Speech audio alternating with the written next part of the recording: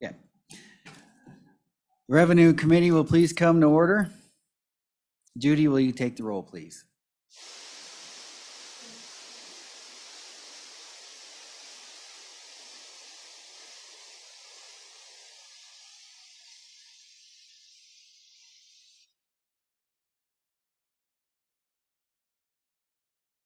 All right, welcome everybody to Revenue. I would just ask that you please make sure your phones are on silent or vibrate so you're not having any interruptions. And please, Senator Pappas left his upstairs, so he's covered. But just follow the decorum and things will go smoothly. And remember to address the chair at all times, and that goes for both those of us behind the dais and those of you out there testifying. So with that, we'll start with our first bill, Senate File 103, Sales Tax Exemption, State Legislators. Senator Steinmetz. Thank you, Chairman Beitman and committee. It's good to see you today. Welcome. So I bring to you sales tax exemption for state legislators.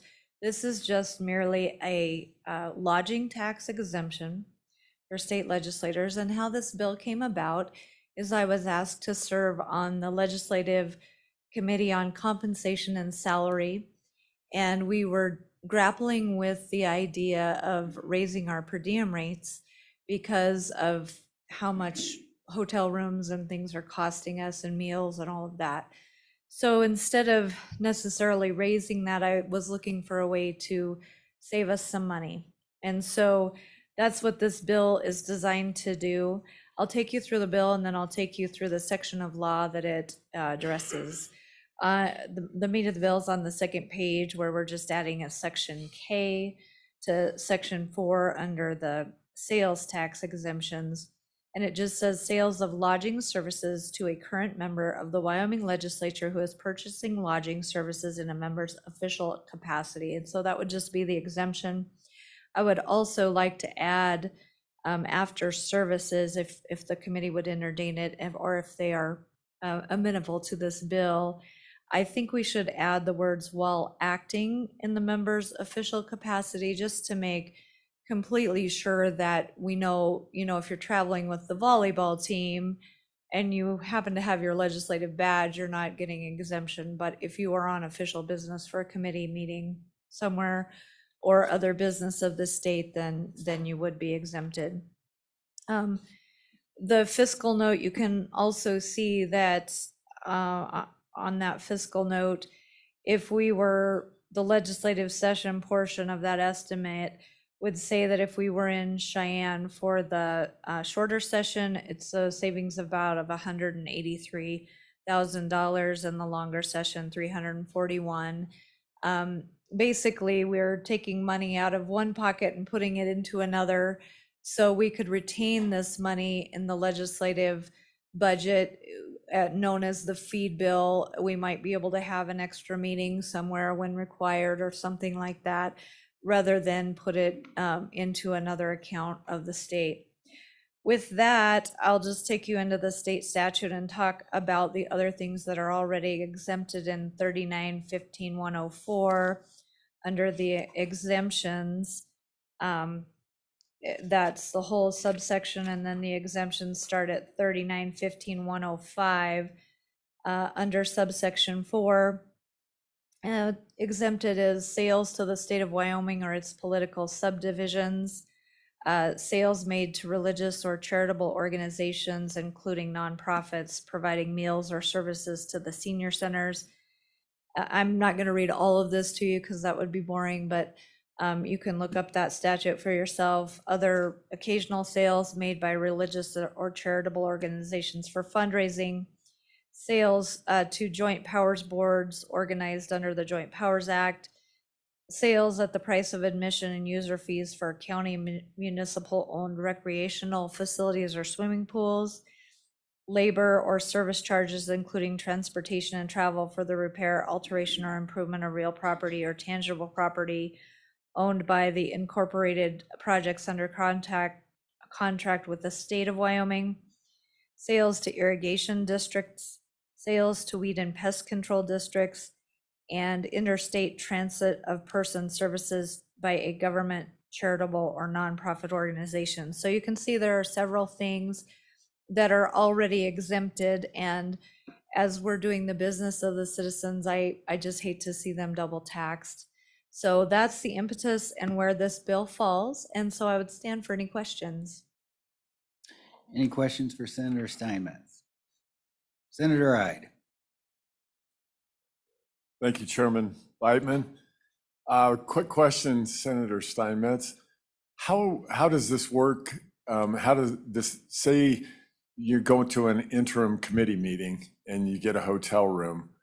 How do you deal with that with the front desk clerk if you say that, you know, you're here on legislative interim committee in legislative capacity? How do they deal with that tax when you check in? Senator Steinmetz. Thank you, Mr. Chairman, and Senator Ide. That's a great question, and one that I contemplated when drafting this bill. For example, when we go on official business across the state now, when I go to a hotel, I want the government rate anyway. And so many times we're dealing with a block of rooms that our staff has already contacted the hotel, so they know we're coming into town. Most of our towns are small enough, other than maybe Casper or Cheyenne, they know we're coming into town for a meeting. So I always present my legislative badge when I'm checking in to get the government rate as of now. Also, being a retailer who collects taxes on a routine basis, I have a point of sale system that just allows me to go in and click non-taxable, and then I keep track of that for my sales tax when I turn it into the Department of Revenue at the end of the month. You're welcome. Any more questions? Senator, I have just a functional question of how the money sits now. So you mentioned the feeder bill. I'm assuming this money would stay within the budgeted amount for the legislative branch. Is that correct? Because you said the reason why I co-sponsored this bill, because it does make sense. All we're doing is taking money out of one pocket and putting it in the other. It makes no sense that we're, as paying legislators, paying sales tax or lodging tax. Can you explain which accounts are affected and how? Senator Beitman, all of the money that goes into the feed bill comes out of the general fund of the state of Wyoming. So it would be retained either in the general fund or if we appropriate it into the feed bill, then it would be there, but it would just be a savings to the general fund as contemplated right now. Great, thank you. You're welcome. Any other questions? Thank you, Senator Steinmetz. Thank you. Is there anybody from the agencies that would like to comment or testify? Come on up.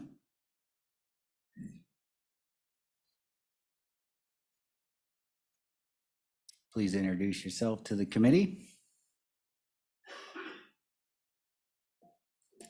Thank you, Mr. Chairman, members of the committee. My name is Brett Fanning, and I'm the Excise Tax Administrator here at the Wyoming Department of Revenue.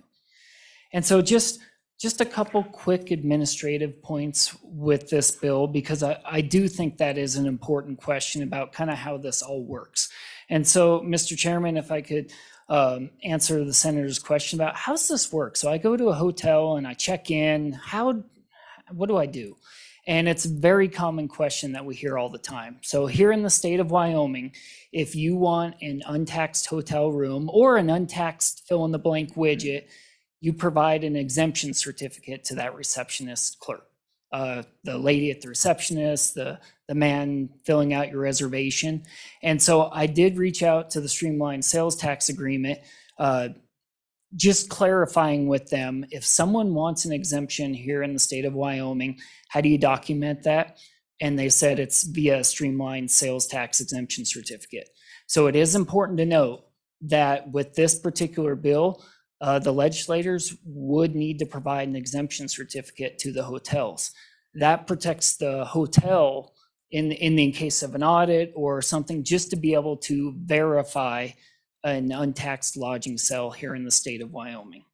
And so, Mr. Chairman, that brings me to my second point that goes along with this bill is, this is the feedback I've been getting from when this bill became public is the legislature considered part of the state of Wyoming? Or is it a political subdivision? Or is it kind of a quasi type?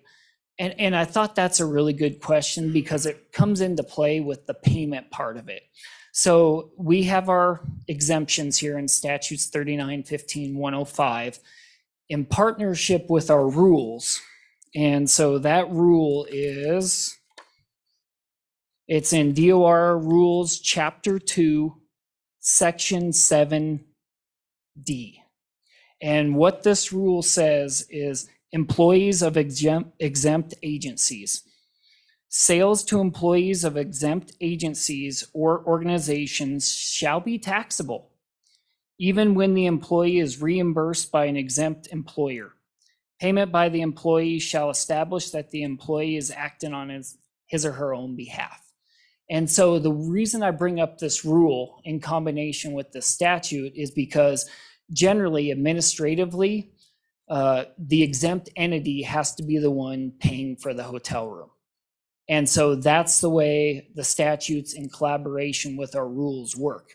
And so again, who's paying for the hotel room? And I would assume, again, a lot of legislators may pay with their own personal credit card and then are reimbursed. And so this is something to consider with this bill. Now, I think there's maybe something language-wise that could, just a few words to the statute, if that was so the pleasure of the legislature. But as currently right now, we could have someone traveling across the state of Wyoming on official business working for a state agency. Depending on how that agency reimburses or pays for those hotel rooms, you may have an employee from one organization paying tax on that room because he or she is paying with his own hotel card and then being reimbursed as compared to another agency who has decided to reimburse its employees differently.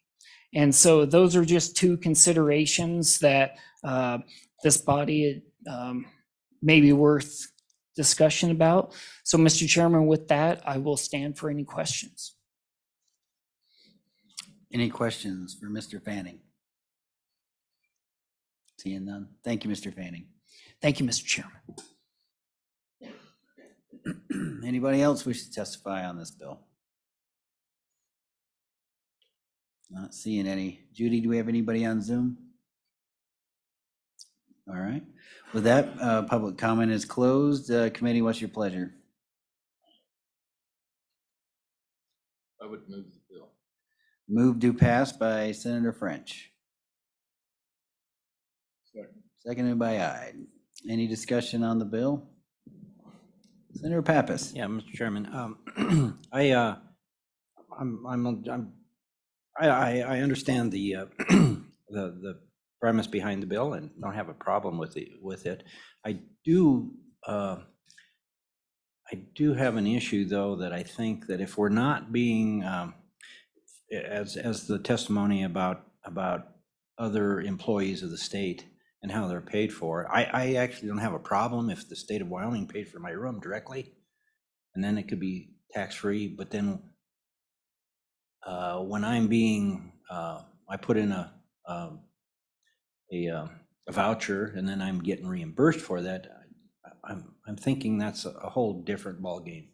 I'm thinking that all the other state agencies, again, I don't know, maybe somebody could give me some information on that, but if WYDOT would send somebody to a conference that lives in Cheyenne to a conference in Casper, do they pay for their room directly or do they reimburse? And if they reimburse, do those employees also not have to pay the tax? I think we ought to be all treated the same as employees of the state. And so if there's a difference there, I think we need to correct that if we're going to go ahead with this. Or if there's if there's a mechanism for the state just to reimburse the hotels directly from LSO or from whoever pays our bills, then I don't have an issue with it. So I would like to hear more discussion about that particular problem. To me, it would be much cleaner if we just raised the per diem rate. Just be done with it, you know? But, because I think this really puts an onus and a burden on all of our hotel properties, and, you know, they gotta worry about collecting the exemption certificates, and it just seems like a lot of work for them, for very little reward for us. Anyhow, my thoughts. Okay, thank you, Senator Pappas. Senator Ide. Thank you, Mr. Chair. Maybe Brett could clarify it a little better for me. It sounded like there was a question of whether the legislators were actually state employees or not, and then there was a little bit of foggy conversation there on how to deal with this as far as being exempt, officially exempt with whatever statutes there are. So I'm still a little confused about the bill, actually. Thank you. Senator, we can bring Brett back up to the hot seat if you'd like to ask him another question. Yeah, that would be great. Thank you. Brett, Mr. come on Chair. up, please. We're not finished with you yet, sir. Thank you. And Senator Ide, you have the floor. Thank you, Mr. Chair. Yeah, you probably heard it sitting back there. You brought that up on whether, you know, legislators are actually exempt as state employees getting, you know, the rebate on their taxes effectively when they go to committee meetings or they're in the legislature during the session. Thank you.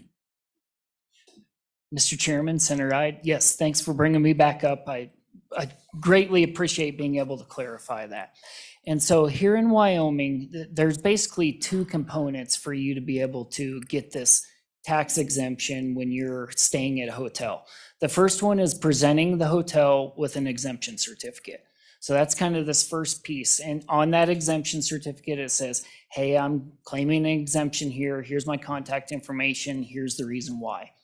The second part of that exemption is that the exempt entity must pay the hotel directly.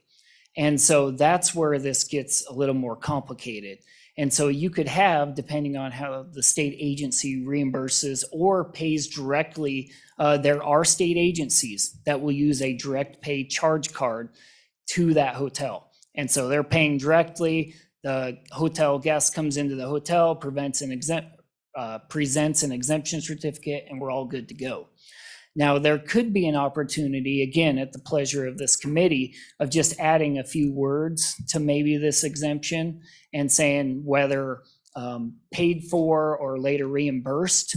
That's something that is potentially an option, just to help clarify this issue, because it really seems, after doing a bunch of research on this bill, and then the intent is, hey, to get an exemption for state legislators. And again, that's a policy decision, not something I have any say in, nor do I oppose or support. It's just the administration side of it. And Mr. Chairman, hotels are very well versed in receiving exemption certificates. On any given night here in the state of Wyoming, you're going to have both taxable stays and non-taxable stays. And for the most part, it is based on an entity exemption. So you have maybe a local school district who's paying with their direct funds, or a local state of Wyoming employee, or fill in the blank. So the hotels, they are familiar with this concept. It's just kind of that verifying piece that raises the additional questions. Thanks, Brett. I have a question then. So typically what we do is we'll pay for our hotels on our credit card, and then when our per diem checks arrive, then we pay off our hotel bills. So how does that fit within this framework and the examples you gave? Would we use an exemption certificate and then be exempt, and the hotel gets reimbursed directly from, I'm guessing, LSO or what agency would walk me through that? I'm a little confused. Mr. Chairman, yes, thank you. And this can be a little confusing. So say, for example, the bill as currently written, right now, state legislators, per our statutes and the rules combined, would not receive an exemption. unless they are paid for directly by a state of Wyoming account.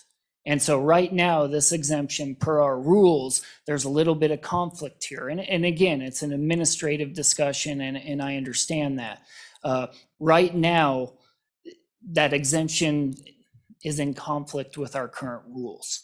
So going forward, to get rid of that conflict or remove it, it would somehow be maybe adding language to the statute just to clarify it that, hey, for state legislators, it's a little different. However, that wording, if it's the pleasure of the committee, or somehow giving rulemaking authority and saying, hey, the exempt entity has to pay per your rules except for state legislators. So again, there's a couple different ways administratively that this can be remedied, but again, at the committee's pleasure.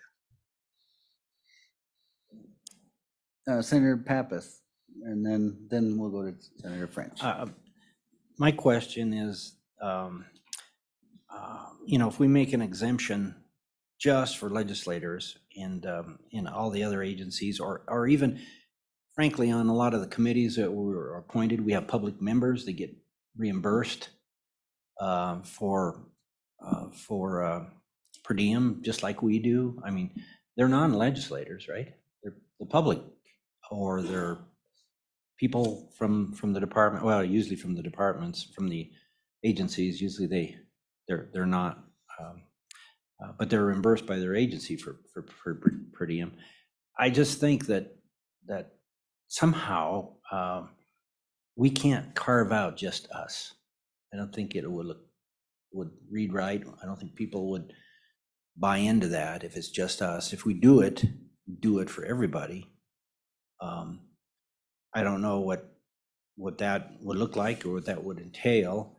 Or we go back to the bill reads, and then the only way we would do it is if LSO directly pays our bill.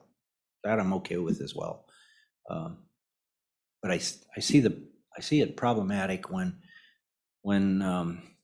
we carve out an exception that we're gonna get an exemption just because we're legislators, and then Joe Blow, who's on the task force with me, who's volunteering his time, doesn't get an exemption because he's not a legislator. Or she's not a legislator.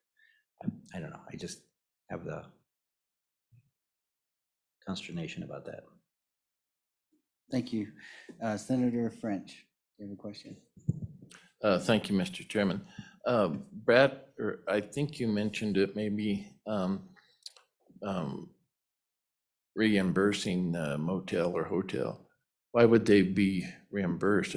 All they're doing is collecting a sales tax. That's not a profit to them. That's something they have to remit to the state.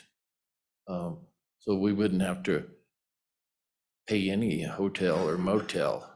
Would we? Can you further explain that? Mr. Fanning?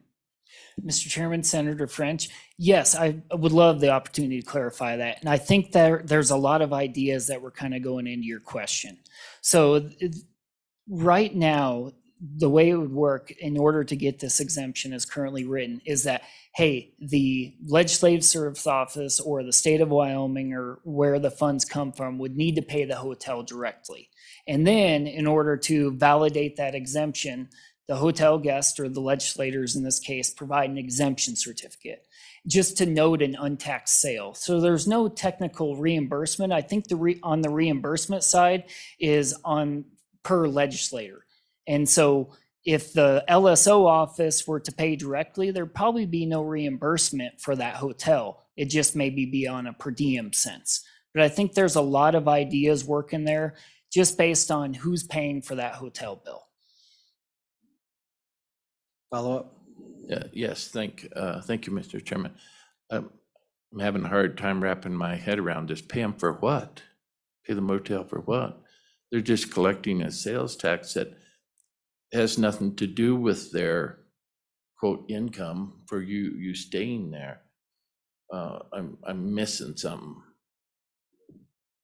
Mr. Chairman, Senator French, it's a very complicated issue. So you're not missing something. I'm just going to try and explain it a different way.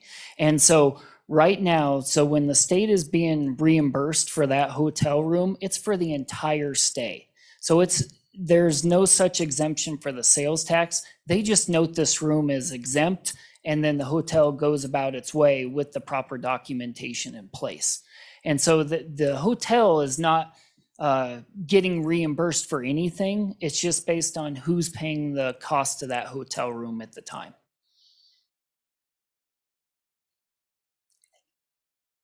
Senator McEwen. Thank you, Mr. Chairman.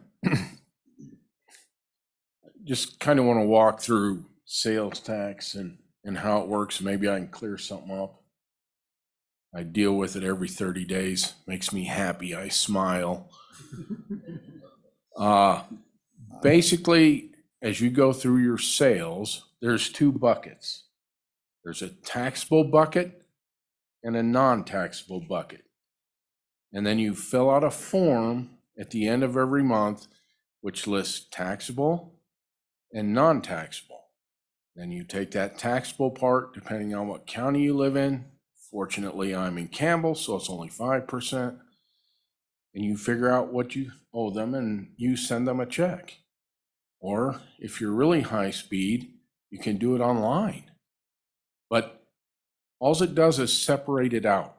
And the form for the non-exempt sale covers you as the retailer in case you get audited. And they say, in March, you said you only sold $10,000 worth of taxable rooms and $2,000 worth of non-taxable rooms. Can you show me where the $2,000 is? And that's what the streamlined form does. There's really no exchange of money. It doesn't go back and forth, and it's incumbent upon the retailer to track what's taxable and what's not taxable. And I hope you explained it well too. I was just trying to help. Thank you, Mr. Chairman. Thank you, Senator McEwen. Good explanation. Any more questions while we have Mr. Fanning back up here? Any more questions? Thank you, sir. Thank you again for all your help. You're welcome. Thank you, Mr. Chairman. Thank you. And I think I will invite Senator Steinmetz up if she has anything to add, since we've kind of gotten thoroughly into the weeds on her. Hopefully was an easy bill, but nothing's easy in this house. Nothing's easy. So Thank you, Senator Mr. Steinmetz, do you have anything Chairman. you want to add? Thank you. I do. So you've brought up a great point, Senator Pappas and Mr. Chairman, about the people serving on boards and commissions and things like that. I know, for example, with water development, though, they do pay for the rooms in advance for the people, unlike the legislature. So maybe not all boards and commissions are like that, but some of them are. I would submit that this would be a good first step to get a process in place so that we could help those folks as well. And I would love to hear the wording from the department about how we might make this a better piece of legislation. That's what we do around here. And so if they've got some language to help us tighten this up a little bit, I would welcome that amendment. We are, though, employees of the state for tax purposes, how we're paid, withholding, all of that. And so I think this is just a little hurdle in the system on how we do this.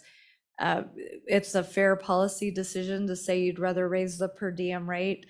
You know, that's a policy question. I'm on the other end of that. I would rather not raise the per diem rate and come up with another solution rather than, raise more money from the general fund. That's just my preference and why I brought this bill after serving on that committee. So I would love to work with the department to get that language exactly right. If we need a streamlined sales tax form, not a big deal. We fill those out all the time with our vendors and them with us. That's those of us who are in the retail world understand that well. So with that, Mr. Chairman, unless the committee has any further questions for me, I would be. It's like Senator Pappas is. I do have some more questions. Okay. Has a couple questions for you. Senator Pappas. Steinmetz, I see, if the bill goes, I'm okay with the bill like it is, and if we pass it, as I understood from testimony, LSO would have to pay. It's not a reimbursable thing. Miss, That's exactly what I heard. We would have to change some policy or something to make it reimbursable. The question is then, okay, it comes out of, I mean, we have a $109 per diem rate, right? So what happens if I get a room for $65, right? And the state, say for, just speak hypothetically, the state's going to pay all our bills directly, right? Not reimbursed. So if I have a room for $65, do they then pay me per diem the balance of that, right? To the 109. Or what if I get a room that's $120? Are they only going to pay the 109 if the state pays directly? Those are a couple of questions I have. Now, on the flip side of that, if we do get reimbursed, the per diem like we are right now, and I do go ask for that exemption, or give them the certificate and get that exemption, then am I, well, first of all, we'd have to change the bill somehow to allow that, the way I see it, or in rules and regulations. Maybe that's the way that you can do it. But I would be uncomfortable if we don't do it for everyone, not only the other people that are on our boards and commissions, but for all employees of the state of Wyoming who are reimbursed and not paid by the agencies. And I don't know if many are. I don't know that data. Maybe somebody has that data. Which agencies actually pay direct? Which agencies will reimburse employees? I don't know. Maybe that might be a good thing to try to find out. But those two things are just big questions on it.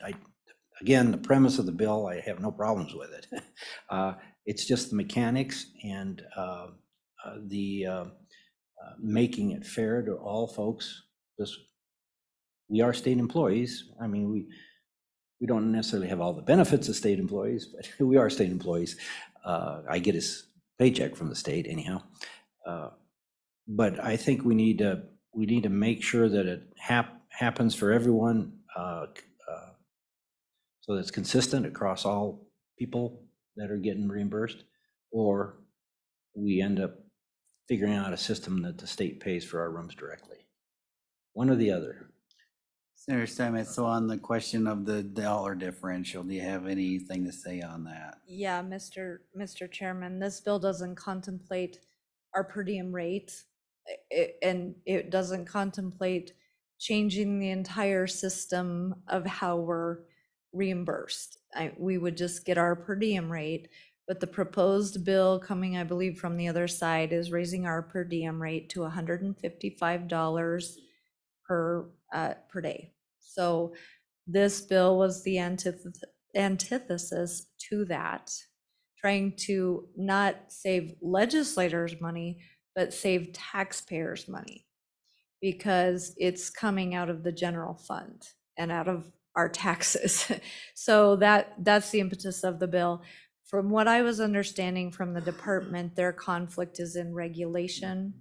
And I believe that they had some language that we could solve that problem with how we do that. We make, I don't want to say special rules, but rules for the legislature all the time, because we are a little different animal than other things. Now, contemplating the boards and all of that, I'm perfectly open to that.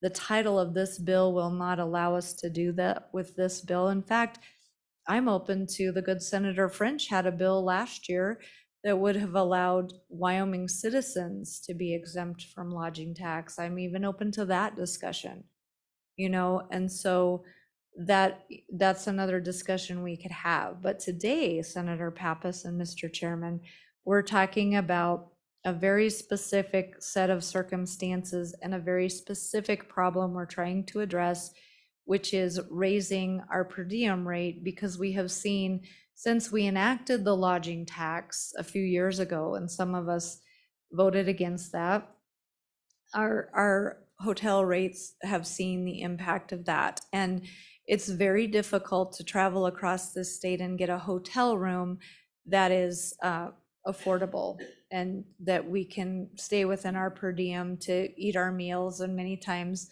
we really are paying for it out of our pockets, and that's fine. That's what we signed up for.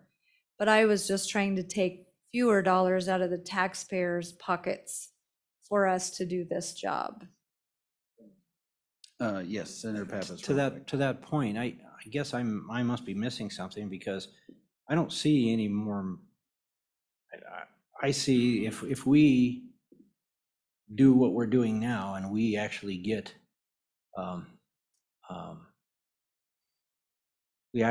reimbursed for the money, for the lodging.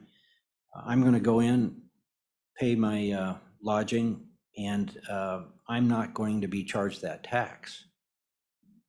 So the state is not going to be saving any money, because I'm still going to get my $109 per diem.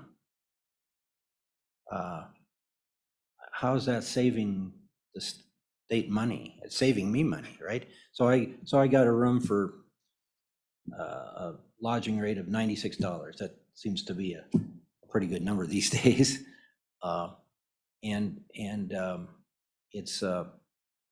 It's tax-free, but I'm going to get $109. How's the state getting any money back? Am I missing? I must be missing something. Senator Simon. Mr. Chairman, well, there's two ways. One, hopefully this would prevent us raising our per diem rates, so that is a savings to the state. But secondly, there are several legislators that turn in their actual expenses. And so, for example, if you were staying in Jackson and you had to pay $350 for a room, you turned in that actual expense plus tax, that does cost the state money. And there have been TRW meetings and other meetings in Jackson. And so I haven't been turning in my actual expenses, but there are legislators who do, and I don't blame them for doing it, because hotel rooms are very expensive and the lodging tax associated with that. For example, I have a house that I verbo out down here in Cheyenne, and the taxes are 14%. It's a lot of money. And so so those are the contemplated savings in this bill, and just also the transfer of money from the general fund into the lodging tax fund. But so that's what we're trying to do with this bill. I hope you can make it a little clearer or better if it's unclear at this point. Thank you, Senator. Thank you. Committee, for Senator Steinmetz or Yes. okay, real quick, we got to work this bill and then It'll we got just a be couple real of quick, minutes. All right. and it's maybe a little redundant, but I just want to make sure on this fiscal note, LSO did these numbers, and effectively what you have on this fiscal note is what we're saving the taxpayers. Yes, thank you, Mr. Chairman. And yes, Senator Ide, that's what they provided to me. I don't do the fiscal notes myself, but that is what they provided to me. So thank you. Bottom line, when somebody comes asking that. Thank you. Okay, thank you, Senator. We're the motion's still open on the bill. Any amendments?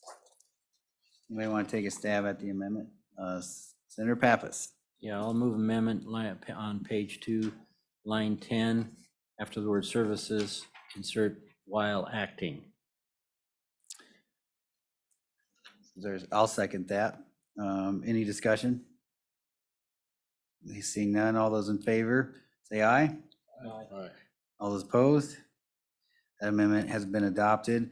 I will offer up an amendment, if you guys don't mind, to just insert a new section that says the department shall promulgate rules necessary to implement this act. So I don't know if that's a section 3 or what number that would have to be technically, but I'm sure LSO knows exactly what we're talking about. Mr. Chairman, could we ask the department whether they already have rulemaking authority under this section? It's a good question. It looks like they do. Yes, Ms. Henson is shaking her head. Yes. I think you need to. Okay, then I'll withdraw that amendment and we'll just keep on trucking. Okay. We good? Any more amendments? All right, seeing none, we'll call the question. Excuse me, Senator French, Aye. Senator Ide, Aye. Senator McEwen, No. Senator Pappas, Chairman Biteman. Aye. Mr. Chairman, Senate File 103 has 4 ayes and 1 no. Thank you, Judy. Senator Steinmetz, do you want to carry that on the floor? Okay. And then you're back up again for next, Mr. Chairman, may I just, you bet. Senator Pappas. again, I like the premise of this bill. I think it needs a lot of work. I don't know whether there'll be an aye on the floor or not, but hopefully we can clear up some of those questions if you could help me through it when we get it to the floor. I still got some concerns about equality amongst state employees, and Okay, Senator French? pass that thought on to her. Thank you, Mr. Chairman. I voted aye on this. To me, it's a start, but I agree with Senator Pappas. We need to continue to work on this to even this out. So any state employee acting on behalf of the state, the people of the state of Wyoming, are eventually worked into this. Thank you. I would just add that the deadline for filing bills hasn't passed yet, and that sounds like a great bill draft opportunity for somebody, hint, hint, to get that in there, and I'm sure we'll hear it in this very committee. So with that being said, Senate File 104, Senator Steinmetz. Thank you, Mr. Chairman. We are still working on that bill. It's a substantial change to our law. And so we'd ask that that be held back, and we'll be in communication with the committee to work on that bill. Thank you, Senator. Committee, without any objection, I will lay this bill back to another meeting, and we'll proceed to the next bill. Thank you, committee. Thank you. Last bill up today is Senate File 39, Board of Equalization, questions before the board. Come on up.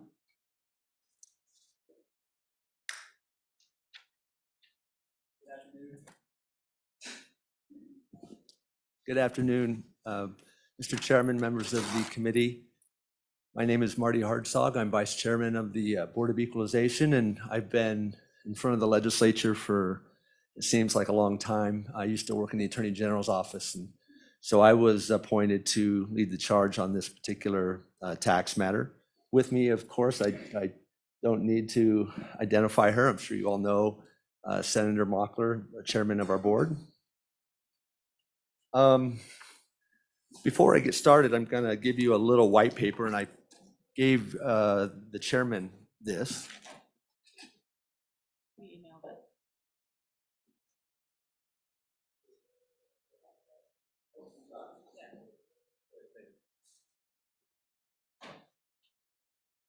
So the best place to start is right in the bill, and I think if you go to the top of subsection 4, you see the language that the Board of Equalization has the authority to decide all questions that may arise with reference to the construction of any statute. Okay, that's pretty basic. We wear 2 hats, and one of those is the tax court for the state. We hear all tax appeals, whether they're state assessed or locally assessed. And so what happened in a recent case, we had a fairly involved mineral tax case. And it was between the taxpayer and the Department of Revenue. And in this case, we're fairly familiar with the valuation statutes, but the parties were talking about a deduction with respect to soda ash or trona. And when we looked at the statute, the parties had missed part of the statutory language, weren't looking at the entire statute, had kind of focused on this notion of a deduction. And we believe that the entire statute was at play and that the parties had not addressed it. So we asked the parties to go back, it was a legal question, and brief it because we believed it was relevant to the case, which they did. And we ended up resolving the case based on that concern, the concern that they didn't raise, but that we felt was pertinent. And it was right in the statute. It wasn't in a different statute or a separate provision. The taxpayer didn't like that and complained before the Wyoming Supreme Court that we should not have done that. That was the basis of what the court did to reverse our ruling. Said that we weren't permitted to raise a question with respect to the dispute that the parties had not identified. So this language here that requires that we can interpret and construct a statute, the court said that that was limited to our regulatory function, which is kind of unusual because that's our equalization function. But not our function as the state's court, basically. And so what we wanted to do was close that loophole, and it never had existed before. This had never come up before. So we are asking that there be a clarification that our authority to resolve an adjudicated dispute allows us to raise a question if the parties haven't identified it. In other words, we don't have to accept the party's interpretation of the statute and pick between one. And in this case, had we done that, it would have been incorrect because in fact, the very next year, the same case came back before us, as actually happens all the time in mineral cases. It's a cycle. The Wyoming Supreme Court had accepted and adopted our interpretation. And when it came up this time, we again issued the same interpretive conclusion to the dispute, went all the way up to the Wyoming Supreme Court, and the court agreed with us. And so in fact, what would have happened is that if we did not have this ability to make sure the parties were looking at the entire statute, looking at all of the considerations, what happens is that you get a ruling that is inconclusive or incomplete, and it becomes the law. There's a possibility that it can confuse and create misapplications of the law as the law. And so what we're simply asking for is a statute, the language which says that this ability to interpret the statute and to raise questions concerning the party's dispute applies whether we are sitting in our regulatory capacity or our court as our adjudicative capacity, if that makes sense. I mean, it's really a fairly straightforward proposition, and really courts inherently can raise questions that the parties don't consider to make sure they get the dispute right and make sure that the court completely and properly resolves a dispute so that there's not missing parts.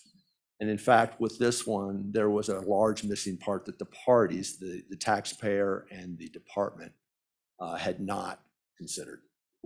So it's pretty straightforward, and it's in line with what courts have the authority to do anyway.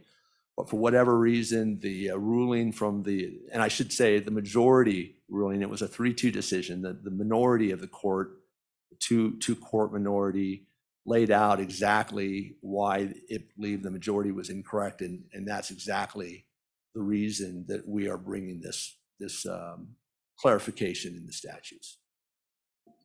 And I hope that's understandable. Thank you, Mr. Hartzog. Any questions? Yes, Senator French.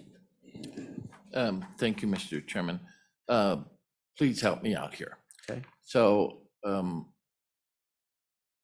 you had the ability to,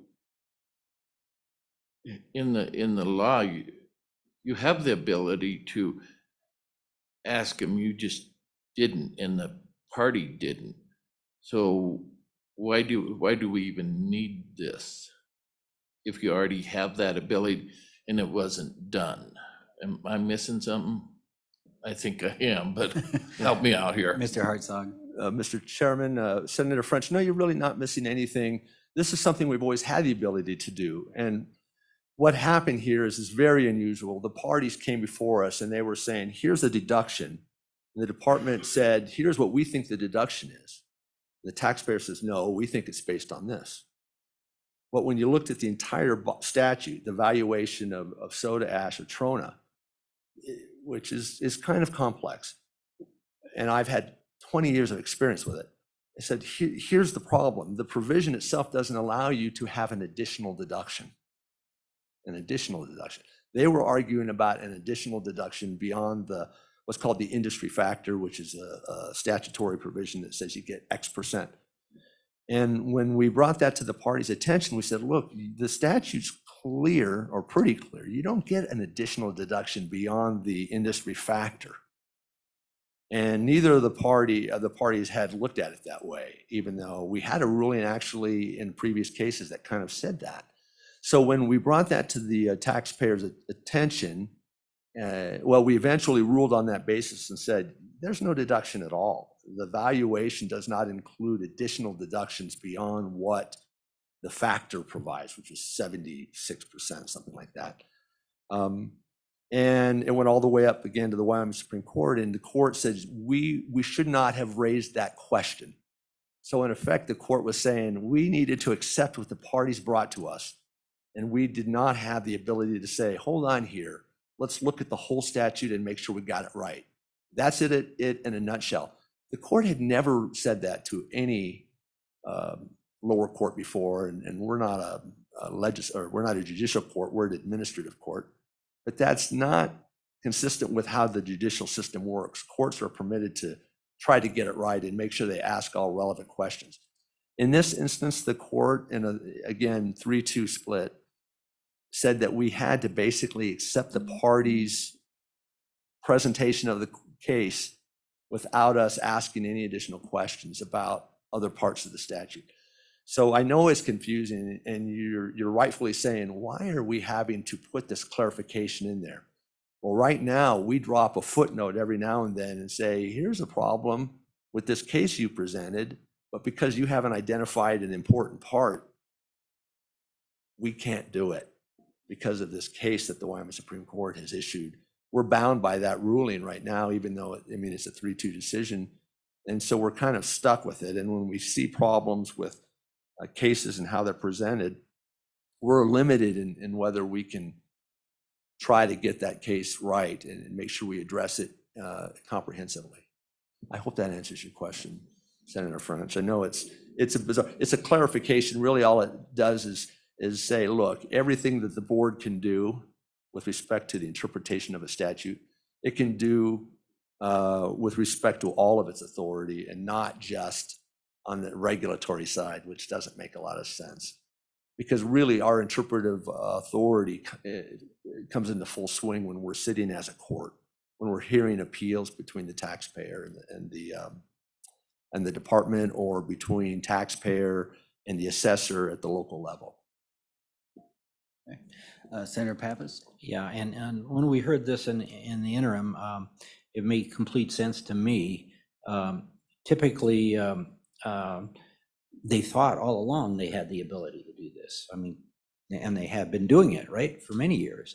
And then all of a sudden, we have a court saying, doesn't say you have that ability. And so all we're doing really is giving them the tool, another tool in their toolkit that that any issues not raised by the party, the board can raise.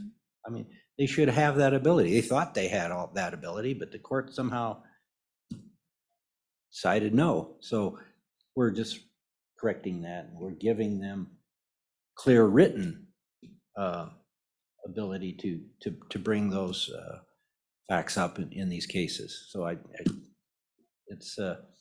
it seems like a good move, and then they'll go back to doing what they've done always in the past. Wouldn't you agree, Mr. Hartzog?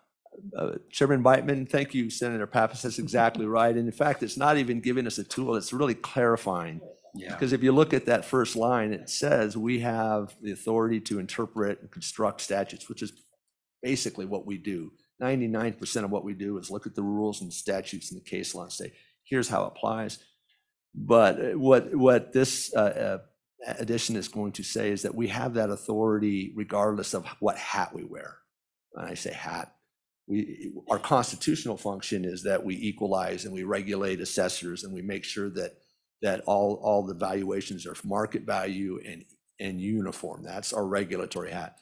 But the legislature created this court function for us. That's statutory completely.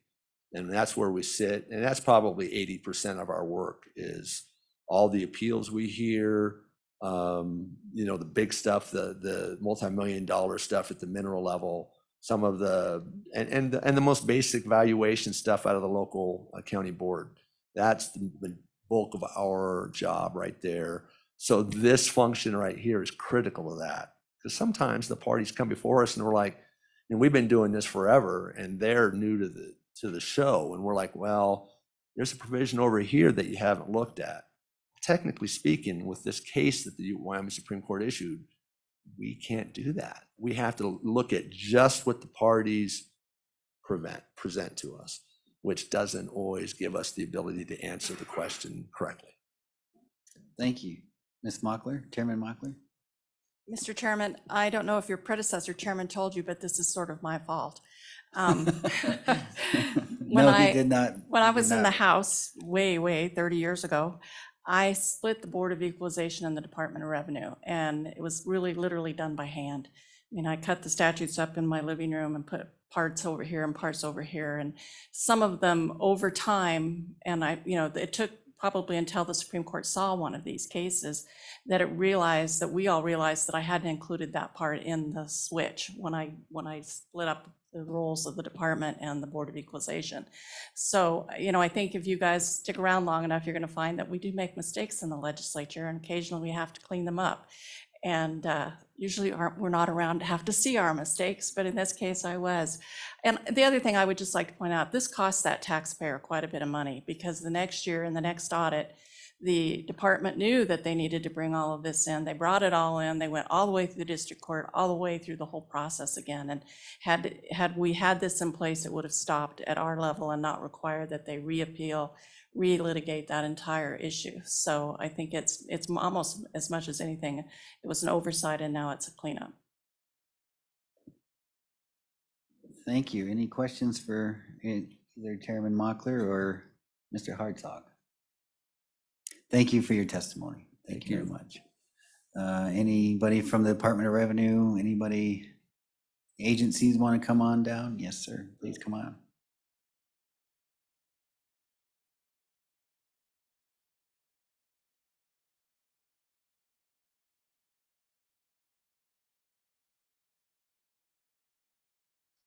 Welcome back, Mr. Chairman, Thank to the you. Revenue Committee. Thank you, sir. It's been a while. Pat Meyer, Park County Assessor. The Assessors Association doesn't really have a stand on this bill, but I would like, and I can see their point on these big complicated cases, such as a mineral case, a state assessment and so forth, where they are complicated and you go to the statutes. But I'm not so sure at locally assessed when a taxpayer could have won the appeal, but all of a sudden they find something and then turn it around for the assessor, or it could go both ways. Normally, what I was always thought is when it gets appealed to the state board from the county board, they only get to read that record, and they look at that to see if it was met. Everybody met their things. And a lot of times, of course, taxpayer doesn't use a lawyer. A lot of times the assessor won't use a lawyer on residential cases, So that's all I'm saying. I agree with them on these really important mineral cases, but I've talked to some attorneys, and they didn't really think that was a good idea for them to be able to look at stuff after the fact of the case. And with that, I'll take any questions from you. Thank you, Mr. Meyer. Any questions? Any questions? Thank you, sir. You're welcome. Anybody else wish to testify? Senate File 39. Anybody in the room? Judy, anybody on Zoom? No, there's no one on Zoom. Nobody in the room, nobody on Zoom. We'll close public comment. Committee, what's your pleasure? Moved by Senator Pappas. Seconded by Senator French. Any discussion on the bill?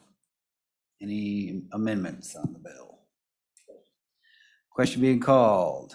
Judy, will you please call the roll? Senator French, Aye. Senator Ide, Senator McEwen, Aye.